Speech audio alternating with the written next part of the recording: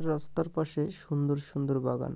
আমরা এক নার্সারি থেকে আরেক নার্সারি যাওয়ার সময় আমরা প্রথমে পরিচিত একটা নার্সারিতে গেছিলাম। সেখানে যাওয়ার পর আমরা মোটামুটি অনেকগুলো গাছ নেই।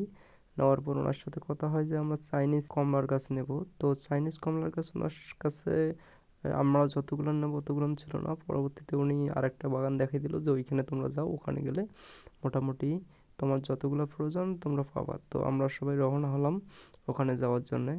সাথে আমাদের সাথে যারা ছিল তারা সবাই আছে। তো যাওয়ার সময় রাস্তার পাশে দেখলাম প্রচুর পরিমাণে সুন্দর সুন্দর বাগান। আপনারা অবশ্যই ভিডিওটা উপভোগ করবেন। এখনও যারা চ্যানেলটি সাবস্ক্রাইব করেনি তারা অবশ্যই চ্যানেলটি সাবস্ক্রাইব করবেন। ভিডিওতে লাইক, কমেন্ট ও শেয়ার করবেন। দেখতেছেন একটা সুন্দর আম বাগান। আম বাগানটা দেখতে প্রচুর পরিমাণে সুন্দর লাগতেছে।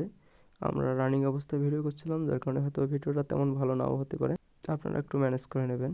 তো আমরা যে অর্ডার মধ্যে গেছিলাম উনি বলতেছে যে আমরা আজকে গাছ নেই বা না নেই, আমরা যতগুলো নার্সারি আছে পীরগঞ্জের মধ্যে সব নার্সারি ঘুরে দেখবো। রাস্তার পাশে একটা সুন্দর ড্রাগন বাগান দেখা যাচ্ছে। আপনারা ভিডিওর মধ্যে দেখতেছেন যে ড্রাগন বাগানটা, ড্রাগন গাছগুলোর মধ্যে সুন্দরভাবে, এখন অবশ্য ড্রাগন নাই কারণ এখন সিজন প্রায় শেষের পথে। তবে গাছগুলান দেখতে প্রচুর পরিমাণে সুন্দর লাগতেছে ড্রাগন গাছগুলান। তো এরপর আমরা চলে আসলাম বাগানে। বাগানে আসার পর আমরা গাছ উঠাইছিলাম। গাছ ওঠানোর পর গাছগুলান সম্পূর্ণ গাছ গনা দেওয়ার পর কয়েকটা গাছের টব ভেঙে গেছিল। নার্সারির যিনি মালিক উনি আবার সুন্দরভাবে প্রত্যেকটা টবের মধ্যে নিজ দায়িত্বে সুতা পেঁচাই দিতেছে যাতে মাটিগুলান খুলে না যায়। আর মাটিগুলান যদি খুলে যায় তাহলে তো গাছটাই নষ্ট হবে।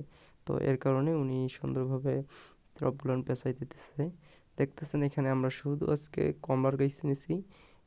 কমলার যে জাতগুলান সেটা হইতেছে মালটা, দার্জিলিং কমলা, চায়না কমলা। যারা এখনও ভিডিওতে লাইক, কমেন্ট ও শেয়ার করেন নাই তারা অবশ্যই ভিডিওতে লাইক, কমেন্ট, শেয়ার করে নেবেন। এতক্ষণ ভিডিও দেখার জন্য ধন্যবাদ সবাইকে।